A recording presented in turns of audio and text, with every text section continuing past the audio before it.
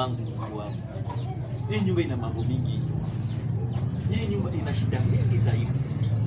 Mara si jini kuniongelesha, mara iko na mtoto, mara client wanakuja wakienda juu ya jini. Nitapata wapi client wa kuleta kwa hizi?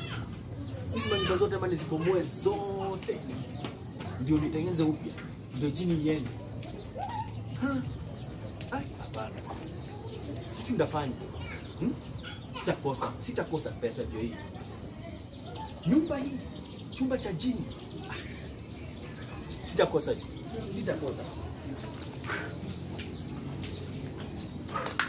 Wewe nyumba wewe, utapata client. Wewe. Sawa.